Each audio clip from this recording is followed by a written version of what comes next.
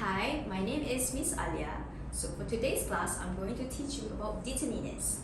So determiners are words placed in front of the noun to clarify what the noun refers to. They give us information about the quantity, ownership, specificity, or definiteness of the noun. Here are some common determiners.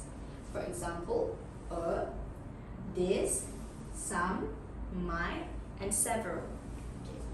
So, for example, the word my refers to ownership, and for several, it refers to the quantity of the noun. So, these are examples of determiners.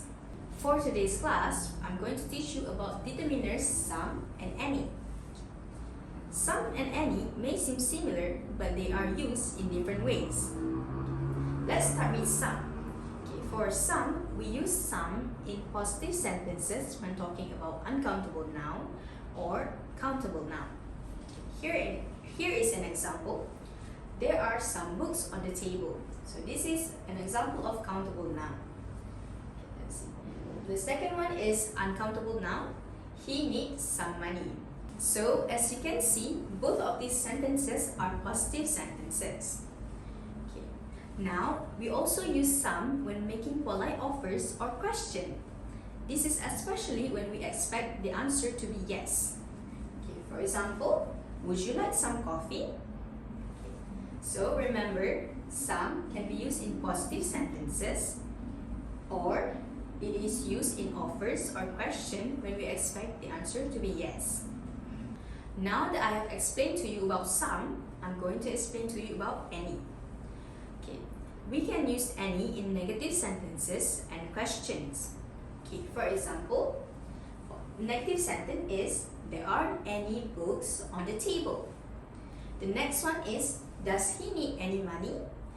So these are examples of the usage of any in negative sentences and questions. But any can also be used in positive sentences when we use if or whether. For example, if you have any questions, you can ask me. So you have to remember, we use any in negative sentences and questions, and any can also be used in positive statements that include if or whether. So these are examples of the usage some and any. Now that we have learned how to use some and any, let's try to do an exercise from English in Mind 2 student's book. Let's open page 7. So this is an exercise from page 7. In this exercise, you need to complete the sentences with some and any. Let's see the first example. I wanted to make myself some vegetable soup, but there weren't any vegetable left. Let's see the first sentence. I wanted to make myself some vegetable soup. Here they use some as it is a positive sentence. Let's see the next one. But there weren't any vegetables left. Here it used any as it is a negative sentence. There weren't any vegetables left. So this is an example of the usage some and any.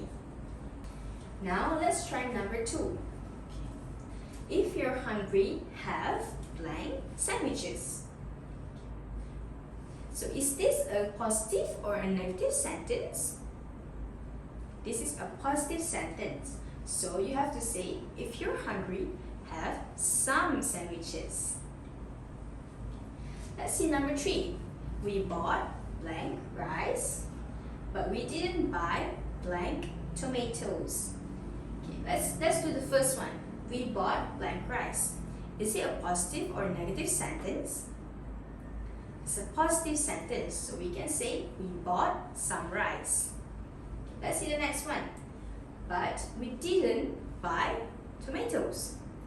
Is it a positive or negative sentence? It's a negative sentence, so we can say but we didn't buy any tomatoes. So the full sentence is, we bought some rice, but we didn't buy any tomatoes. So that's how we complete the sentences with some and any. That's all for our class today. Thank you for learning with me and keep an eye out for our next lessons.